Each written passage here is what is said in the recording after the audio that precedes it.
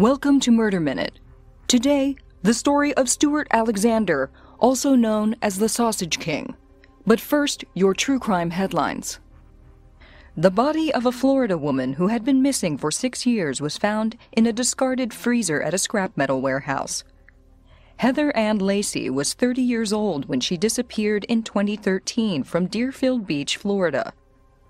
At the time of her disappearance, she had been living on the streets and was addicted to drugs, but she had consistently maintained contact with her family, including her 2 children, who were being cared for by a relative. When both Thanksgiving and Christmas passed without Lacey making contact with her family, her father filed a missing persons report. He searched the area where she had last been seen, but was unable to find her or any clues to her whereabouts. Then, in February of this year, a 36-year-old man named Jonathan Escarzaga died in his apartment in Hollywood, Florida. After his death, the building's property manager hired a company to remove the appliances from his apartment, including an upright freezer, in which Lacey's body was later discovered. The appliances were taken to a scrap metal warehouse, where they sat for about a month before a foul smell caused a warehouse worker to open the freezer. Investigators are now trying to determine if Lacey and Escarzaga knew each other and how long her body was in the freezer. In Chicago, police have arrested 3 people in connection with the murder of a 9 months pregnant woman.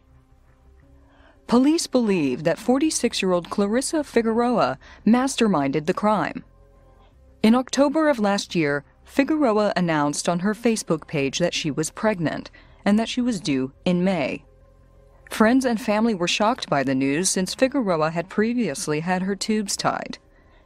But the woman insisted that it was true and shared an ultrasound photo of the baby that she was supposedly carrying and the nursery that they had prepared ahead of his arrival. It was Facebook that connected Figueroa to the young mother who would become her victim, 19-year-old Marlon Ochoa Lopez. The young woman was married, had a 3-year-old son, and was due to give birth to another son in May.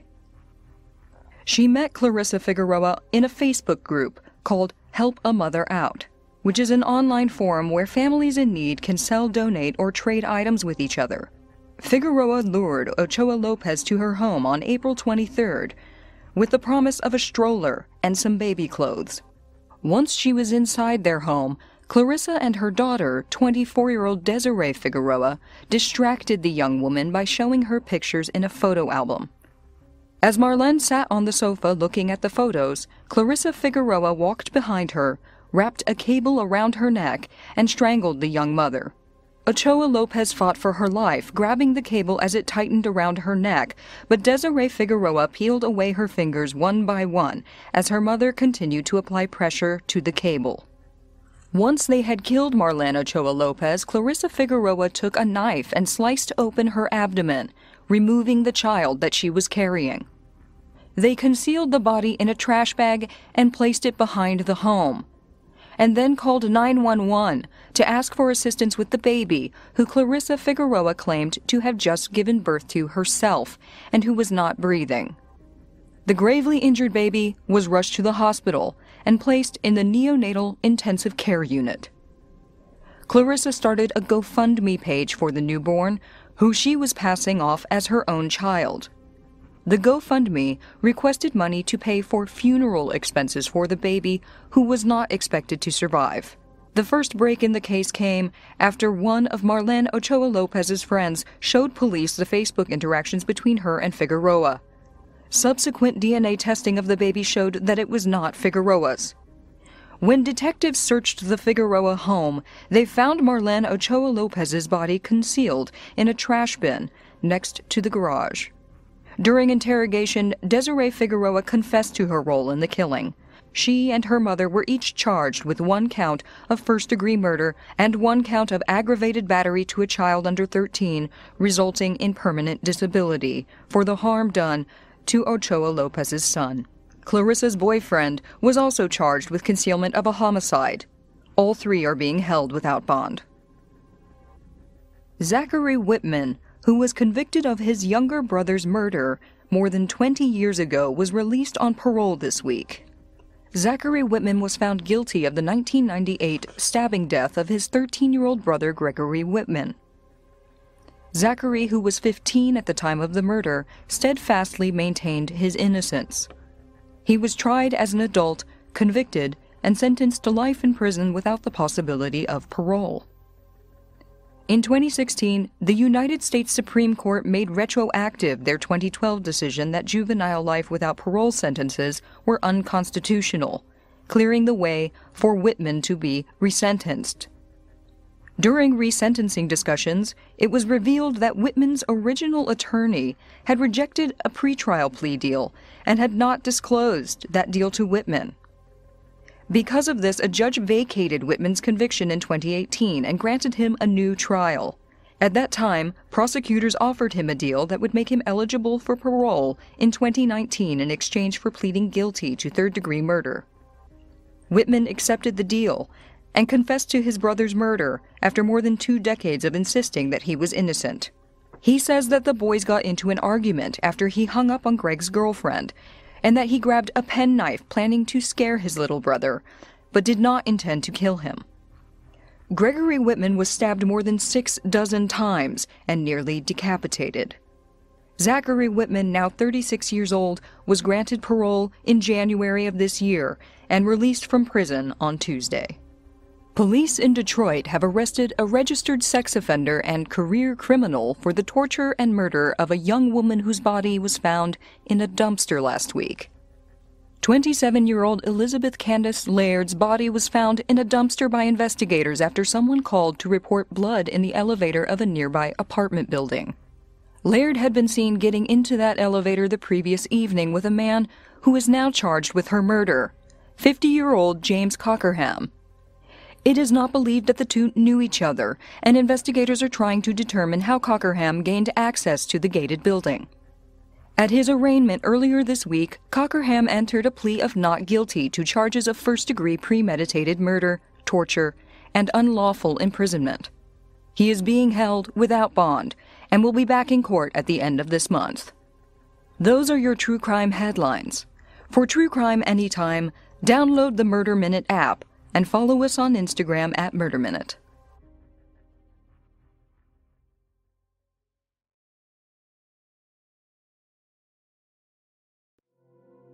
Welcome to Murder Minute. On today's story, a sausage factory owner's vendetta against meat inspectors ends in brutal murder. This is the story of Stuart Alexander, the Sausage King. Our story takes place at the Santos Linguiça factory located in San Leandro, California. The factory had been a thriving family business since 1921, when it was first built by great-aunt Pia Santos and her husband Antonio. The Alexander family could trace their cultural heritage all the way back to Portugal, the home of the linguiça sausage. For years, the factory had been run by Herman Tweedy Alexander. Tweedy Alexander was something of a celebrity in the local community. In San Leandro, everyone knew about the linguiça sausage factory and the family who ran it. Over time, Tweedy earned the nickname the Sausage King, thanks to the delicious products he and his family made for over half a century. Stuart Alexander was the middle child of 3 sons of Shirley May and Tweedy Alexander, and was next in line to inherit the Sausage King's throne after the death of his older brother Stefan, who died at the young age of 18 in a tragic motorcycle accident. Tweedy, however, had little faith in Stuart's ability to take over the family business. As he tried to train his son for the task, he was verbally abusive, often telling Stuart that he would never amount to anything. By all accounts, Tweedy was at times overly demanding with his young son, and according to his mother, yelled at him all the time, especially when at the factory during the summers and weekends young Stuart would make a mistake. This, and the breakup of his parents' marriage in 1971, helped to cultivate a deep-seated anger and resentment that often manifested violently in interactions with other people from an early age. Stuart eventually took over operations at the factory. He was proud of his family's products and worked hard. Those who knew Stuart at the time remember him as having a short fuse and a combative personality. It was not uncommon for Stuart to threaten people. Growing up in his father's shadow, he developed a reputation for making death threats against those who angered him. Tweety Alexander cast a long shadow over Stuart. Perhaps the reason that Stuart worked so hard was that he was always seeking the approval of his father, even after Tweety died in May of 1993. That deep psychological desire to prove himself and to succeed in the family business seemed to be one of Stuart's most driving characteristics. Stuart developed an anti-authority streak. Being raised by Tweety Alexander could not have been easy. The anger and abuse from a primary caregiver and authority figure seemed to leave a big impression on Stuart. In 1996, Stuart was charged with beating Clifford Berg, 75, an elderly neighbor, after an argument. One person who owned a printing shop near the factory said that Alexander didn't like the idea of people telling him what to do with his business. Whenever Stuart came up against any kind of authority, his natural instinct was to fight back. Even when he finally became the Sausage King, Stuart was struggling to live up to his father's legacy. But the quality of the product and the excellent institution that Tweety had built over the years kept making money. The community had come to accept the passing of the torch between generations. Stuart Alexander took on the title of the Sausage King, and this success brought a lot of cachet in the local community. As the owner of one of the oldest and most successful factories in the city, Stuart had a lot of political capital. Stuart tried to parlay this into a run for political office, running for mayor of San Leandro in 1998, but failing to win the election. His campaign was targeted, he believed, against the federal oversight which always sent the meat compliance officers to his factory. Amid his financial success and busy work schedule, Stuart began dating a number of women. One woman, an insurance claims agent named Eve Elder, dated Stuart for a number of years. The more time they spent together, the more she noticed Stuart's strange habits and propensity for violence. In what had started out as a joke, the couple invented a series of short stories. One titled, "Sausage Sniffers Found Sauced," which painted a description of the inspectors drowning in vats of secret sauce. Another girlfriend, Charlotte Knapp, remembered how Stuart would launch into profanity-laden rants about the meat inspectors. The language he used shocked her. But his violent reactions weren't just limited to the meat inspectors. Anyone who Stuart perceived to be interfering with his work was considered a trespasser. Stuart developed a habit for chasing these trespassers from his factory, shouting and swearing at them as they ran.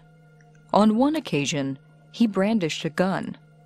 Stuart kept several firearms in the drawer in his office desk. Charlotte was shocked. Stuart would often keep emails and letters from the meat compliance officers mockingly harassing him and show them to his secretary and his mother. Over time, 4 particular inspectors drew the brunt of Stuart's ire. He became increasingly irritated and antagonistic. These 4 inspectors were regularly assigned to routinely inspect the factory operations in terms of cooking temperature, cleanliness, and other health concerns. Stuart felt that he was being harassed, and that inspectors were interfering with the way his sausage was best made and had always been made by his family. By requiring that the sausage be smoked at 140 degrees Fahrenheit, which was a state and USDA requirement, Stuart smoked them at 144 degrees and said that the decreased cooking temperature would shrink the sausage size, thereby reducing the cost at which he could sell them. There were also regulations about the type of smoker that could be used. Stuart's had been deemed antiquated and outdated, and at least 2 times the inspectors had the factory shut down, only for Stuart to reopen the factory illegally. Stuart, who had already been in trouble for his spending habits, was plunging himself and the family business deeper and deeper into debt. The factory closures, the change of machinery, and his own terrible decisions were costing a great deal of money. Stuart took out bank loans to try and alleviate the problem, but to no avail. The once thriving, now illegally operating factory was now losing more and more money. Stuart was beginning to lose all control over his life, driven mad by what he considered a campaign of harassment by the authorities. But the Sausage King would not give up the fight. Stuart's response was to work even more, to drive himself harder and harder in pursuit of success. Perhaps it was his determination to prove himself to his now deceased father, or perhaps he was driven insane by the battle against the authorities. But Stuart began to lose composure. His relationships fell apart, and his family who tried to help him were driven further and further away. At one point, Stuart decided to hang a sign outside the factory. "To all of our great customers," the sign read, "the USDA is coming into our plant harassing my employees and me, making it impossible to make our great product. Gee, if all meat plants could be in business for 79 years without one complaint, the meat inspectors would not have jobs. Therefore, we are taking legal action against them."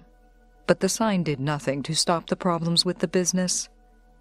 On June 21st, 2000, the 4 meat inspectors arrived again at the factory.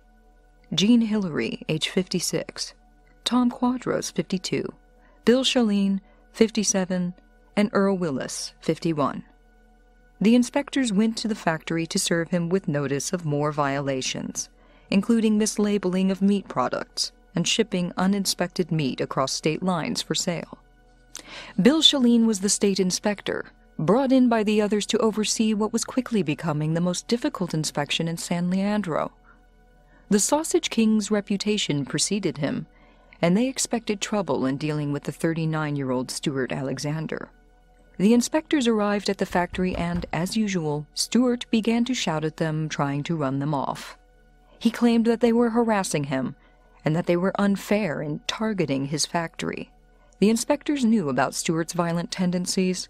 When Stuart appeared at the entrance and screamed at the inspectors, they called the police. Stuart refused to let the inspectors inside. Even though his factory had been ordered to shut down, it was clearly operating, which the inspectors would immediately confirm upon entering. The San Leandro police treated the call as a routine matter. How serious could a meat inspection dispute be? At the same time, Stuart stormed back into his factory and placed his own 911 call. He claimed that the inspectors were harassing him and trespassing on his property. The police also treated this call as low priority. In the time that Stuart had been waging war against the inspectors, he had installed a series of cameras all over his factory. Stuart's aim was to catch the inspectors trespassing on his property. With video evidence, he would be able to prove that he was being harassed. The CCTV rolled as both Stuart and the inspectors faced off against one another. Both sides had called the police, who were yet to arrive. The inspectors wanted to again shut the factory down, but Stuart was desperate to keep it open. Finally, the inspectors decided to enter. The 4 inspectors walked into the factory, prepared to conduct their inspection. They were met by Stuart. Though they knew he was furious, the inspectors were disturbed by how calm Stuart now seemed. He had stopped shouting and screaming. He watched them walk into the factory. As they began their inspection, Stuart went into his office. The inspectors went about their business. They examined the clearly operating factory and began to work through the usual checklist of violations, preparing a survey of everything that Stuart was not up to code on. Then, the office door opened. Stuart burst out onto the factory floor with a gun. He started firing, spraying bullets in the direction of the inspectors. Jean Hillary, Thomas Quadros, and William Shaleen were fatally hit. They fell to the factory floor, dying. California State Inspector Earl Willis reacted faster. He ducked under the spray of bullets. With the sound of gunshots echoing around the factory, Earl ran for the exit and managed to escape into a nearby bank as Stuart chased after him down the block. Earl didn't dare look back over his shoulder. If he had, he would have seen the looming figure of the Sausage King. Stuart was charging down the street, trying to catch the one inspector who had escaped his wrath. He aimed his gun and fired, trying to hit him. The chase was miraculously recorded on camcorder by the proprietor of one of the nearby businesses. After Stuart's failed attempt to shoot Willis, he went back to his factory and emptied 3 more shots into the heads of the dying inspectors, ensuring that they were dead. His cameras were still rolling, but rather than capturing the inspectors trespassing on his property, they had captured the Sausage King committing murder. The police would finally arrive upon the scene within a few minutes after Earl pleaded with someone at the bank to call the police. They would arrive to find the Sausage King standing in front of his factory, unarmed, hands in the air, confessing to the murders and surrendering to be taken into custody. "I'm the one you're looking for," he told one officer. "Take me to jail." The 6-month trial of Stuart Alexander began in May of 2004. The prosecution introduced damning forensic evidence which included the video surveillance tape which recorded the events from the time the meat inspectors were waiting in the office lobby for the police, who never came, until the shooting of the 3 inspectors at point-blank range. Stuart had unwittingly sealed his fate when he installed the cameras in his factory. The prosecutors also introduced the camcorder footage of the chase of Inspector Willis when he escaped to the bank. The prosecutors hoped to show signs of premeditation, even introducing the secret sauce story that Stuart and his ex-girlfriend Eve had written together several years before the murders. The defense attorneys attempted an insanity plea and were hoping at least for a second-degree murder conviction in an effort to escape the death penalty if Stuart were convicted. They introduced the harassing emails and official letters from the inspectors, hoping to paint a picture of the murders as a moment of blind rage. Stuart's public defender said that he lost his temper and killed the inspectors after prolonged harassment. "Stuart Alexander committed terrible crimes. There's no question of that," the lawyer said. "There's no question he did a terrible thing that can't be excused, that can't be forgiven." He added that the inspectors taunted, pushed, and provoked Stuart Alexander until he was blind with rage. They knew he was volatile. They knew he was upset. They knew he was on the edge. Stuart Alexander killed them. He hated them, plain and simple. John Quadros, whose brother Tom was one of the victims and attended every day of the 6-month trial, said these excuses amounted to a blame-the-victim defense. The defense case was about devaluing the lives of the victims and blaming them, he said. But thankfully the jury saw through that. On October 19, 2004, the Sausage King was found guilty on 3 counts of first-degree murder. Stuart did not react, but the verdicts drew gasps and tears from families of the slain inspectors. "This validates the lives of the victims," said John Quadros. Stuart Alexander, age 43, was sentenced to death by lethal injection on February 15, 2005, and was sent to death row at San Quentin Prison. But he wasn't there long. Over the 4 years that he had been in custody, Stuart put on a staggering 80 pounds. This extreme weight gain led to a string of health problems, eventually resulting in a pulmonary embolism. The Sausage King died on December 27, 2005. The factory, located at 1745 Washington Avenue, was shut down, sold, and converted into a nightclub by the new owners.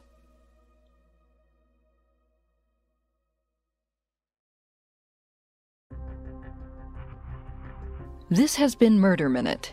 For true crime anytime, download the Murder Minute app and follow us on Instagram at Murder Minute.